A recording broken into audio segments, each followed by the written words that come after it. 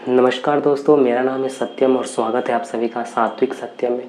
दोस्तों, आज की इस वीडियो में हम देखने वाले हैं मन, बुद्धि, चित्त और अहंकार ये क्या होते हैं और क्या क्या इनके कार्य होते हैं, क्या क्या इनके फंक्शन होते हैं, इस बारे में आज हम देखने वाले हैं। एक यहाँ पे मैंने लिख रखा है आत्मा।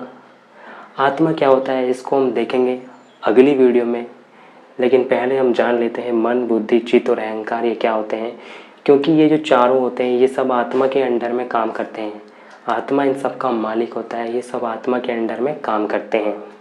ठीक है, ये मन, बुद्धि, चित्त, अहंकार ये सूक्ष्म विषय हैं आत्मा के। पहले मन के विषय में देख लेते हैं मन क्या है। देखो, अगर हम बात करें इनकी फॉर्मेशन की तो सबसे पहले होता क्या है, एक होता है सत्व, एक होता है रज, सत्वगुण, रजगुण, एक होता है तम। ये तीन गुण होते हैं, तीन क्वालिटीज़ होती हैं, इनसे मिलकर बनती है प्रकृति। प्रकृति अर्थात प्रकृति की साम्य अवस्था, सत्व, रज और तम की साम्य अवस्था को बोलते हैं प्रकृति। तो जो प्रकृति में जो सबसे पहली चीज़ बनती है वो बनती है कौन सी? बुद्धि। प्रकृति में सबसे पहली चीज़ बनती है बुद्धि। तो अगर हम बनने की बात करें तो सबसे पहले प्रकृति का निर्माण होता है इन सत्व, रज और तम की साम्य अवस्था से, और उसके बाद बुद्धि का फॉर्मेशन होता है। बुद्धि के बाद फिर आता है अहंकार, और अहंकार के बाद आता है फिर मन। ठीक है, तो ये इस तरह से अगर इनके फॉर्मेशन की बात की जाए, बट हम यहाँ पर फॉर्मेशन की बात नहीं कर रहे हैं, हम यहाँ पर बात कर रहे हैं इन चार सूक्ष्म विषयों के बारे में कि ये क्या क्या है। तो देखिए, मन की अगर बात की जाए तो मन का काम होता है मनन, मनन करना, संकल्प विकल्प करना, संकल्प विकल्प करना। मन का जो फंक्शन होता है, मन का काम होता है मनन करना। मन संकल्प करता है, मन विकल्पों को देखता है कि कितने सारे विकल्प हैं। और दूसरी बात, मन का काम एक और होता है, जैसे कि इंद्रियां जो कुछ भी देखती हैं, जैसे कि आँख एक इंद्रिय है, आँख जो कुछ भी देखती है, आँख से वो सब देखता है मन, और मन से वो सब देखता है आत्मा। मैं आपको समझाता हूँ कैसे। देखो, जैसे कि आँख है, आँख ने कोई विषय देखा, आँख ने कोई विषय देखा, ठीक है, आँख से वो विषय देखेगा मन, मतलब आँख से वो इन्फॉर्मेशन गई मन के पास, और मन से वो इन्फॉर्मेशन गई आत्मा के पास, जो कि है सबका स्वामी, इस शरीर का, इन सभी चीज़ों का जो स्वामी है आत्मा। ठीक है, तो आत्मा जो हो, आत्मा डायरेक्टली कुछ नहीं देखता है। आत्मा पहले मन की हेल्प लेता है और मन लेता है इंद्रियों की हेल्प। तो हम जो कुछ भी इस व्यवहारिक संसार में देखते हैं, जैसे कि आंखों से देखते हैं, तो आंखों से जो भी विषय हम देखते हैं वो आत्मा नहीं देखता, वो देखता है हमारी आँखें। और आँखों में भी कौन देखता है? आँखों में देखता है मन। तो आँखें सिर्फ दिखाने का काम करती है, मन उस चीज़ को देखता है, और मन का जो चित्र उतरता है उसको देखता है आत्मा। ठीक है, आत्मा देखता है मन की सहायता से और मन देखता है आँखों की सहायता से। वैसे देखने का काम आँख ही कर रही होती हैं। आँख ने देखा किसी चीज़ को, वो चीज़ मन में उतर गई, फिर मन से वो उसने आत्मा को देख लिया, फिर मन से वो चीज़ आत्मा ने देख ली। ठीक है, तो ये इस तरह का सीक्वेंस चलता है। तो एक काम तो मन का हुआ मनन करना, संकल्प विकल्प करना, और दूसरा काम मन का होता है चीज़ों को दिखाने में सहायता करना। किसको? आत्मा को कोई चीज़ दिखानी है तो उसमें उसकी हेल्प करना। ठीक है, तो ये तो हुआ मन। बात करते हैं बुद्धि। देखो, बुद्धि का मतलब क्या होता है? बुद्धि का मतलब होता है निश्चय करना। जी हाँ, देखो, हमारे पास बहुत सारे ऑप्शन होते हैं, बहुत सारी इन्फॉर्मेशन होती है, बहुत सारा डेटा होता है। तो हम क्या करते हैं, हम उन सारी इन्फॉर्मेशन में, सारे डेटा में से किसी एक का चयन करते हैं, किसी एक का सिलेक्शन करते हैं, निश्चय पूर्वक करते हैं, है ना, ध्यान पूर्वक करते हैं, एकाग्रता पूर्वक करते हैं। तो वो जो कुछ भी काम होता है वो बुद्धि के जरिए होता है। बुद्धि का मतलब अपने विवेक का प्रयोग करके, अपनी बुद्धि लगा करके हम एक निश्चय निकालते हैं कि हाँ, ये सही हो सकता है एंड ये गलत हो सकता है। तो डैट मीन्स बुद्धि का काम होता है निश्चय करना, कोई डिसीजन लेना।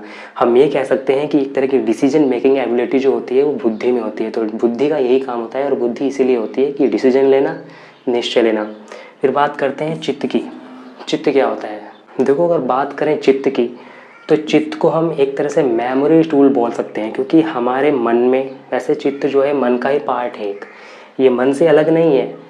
ये हमने साधारण तरीके से देखने के लिए यहाँ पर लिख दिया मन, बुद्धि, चित्त, अहंकार। वास्तव में चित्त मन का ही पार्ट है। चित्त जो है मन का ही एक पार्ट है। चित्त मन का ही एक पार्ट है। चित्त क्या होता है? हम जो कुछ भी व्यवहार करते हैं वो व्यवहार कहाँ सेव होता है? वो सेव होता है चित्त में। जैसे कि कंप्यूटर की सारी मेमोरी कहाँ रहती है? रैम में रहती है, रोम में रहती है। जो स्टोरेज मेमोरी रहती है उसी में तो सेव होती है जो कुछ भी इंफॉर्मेशन होती है। उसी तरह हम ह्यूमंस की जो भी हमारे माइंड में जो भी बातें होती हैं, जो भी कुछ डेटा होता है, जो भी कुछ इन्फॉर्मेशन होती है, वो सब कहाँ फीड होती है? चित्त में।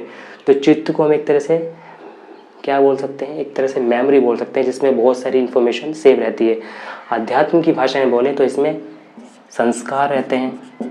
संस्कार, इसमें संस्कार रहते हैं। कहते हैं ना चित्त पर संस्कार पड़ चुके हैं, तो वो क्या है? वो यही है। दैट मीन्स कि चित्त में संस्कार पड़ चुके हैं। दूसरा, इस चित्त में ही हमारे सारी चीज़ें सेव होती हैं, सारी इन्फॉर्मेशन इसमें होती हैं चित्त में, ठीक है। तो चित्त का मतलब क्या है? एक तरह से सेव करना। किसको?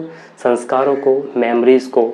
और यहाँ पे जब तक एक योग दर्शन में सूत्र आता है कि योगास चित्त वृत्ति निरोधा, मतलब जब तक हम चित्त की वृत्तियों का निरोध नहीं करेंगे तब तक योग नहीं होगा।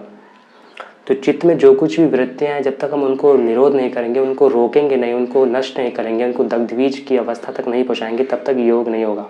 और जब तक योग नहीं होगा हम परमात्मा तक नहीं पहुँच पाएंगे। तो चित्त में जो कुछ भी कूड़ा कबाड़ा भरा हुआ है, जो कुछ भी इन्फॉर्मेशन भरी हुई है, सही गलत, उन सबको मिटाना ही हमारा लक्ष्य है। जब तक ये नहीं होगा हम अपने इस चित्त के बेस पे जन्म लेते रहेंगे, मरते रहेंगे, और उसी के बेस पे हमको योनियाँ मिलती रहेंगी। मनुष्य योनि, पशु योनि, कोई भी योनि हमको मिलती रहेगी। तो चित्त का मतलब क्या है? एक तरह की मेमोरी से हम चित्त को देख सकते हैं। फिर लास्ट में आता है अहंकार। यहाँ पे समझने की बात यह है कि ये जो अहंकार है, घमंड वाला अहंकार नहीं है। घमंड किसको बोलते हैं आप मेरे से अच्छे से जानते हैं। घमंड का मतलब होता है किसी चीज़ को लेके घमंड करना कि भाई मेरे पास ये है, तेरे पास ये नहीं है, मैं इतना अमीर हूँ, मैं इतना सुंदर हूँ, मैं इतना बलशाली हूँ। ये क्या है? घमंड की बात है। तो यहाँ पर अहंकार का मतलब घमंड से बिल्कुल नहीं है। यहाँ पर अहंकार का मतलब है स्वामित्व से। अहंकार का मतलब यहाँ पर मैं, अपनेपन से, अपनेपन से, अपनेपन से।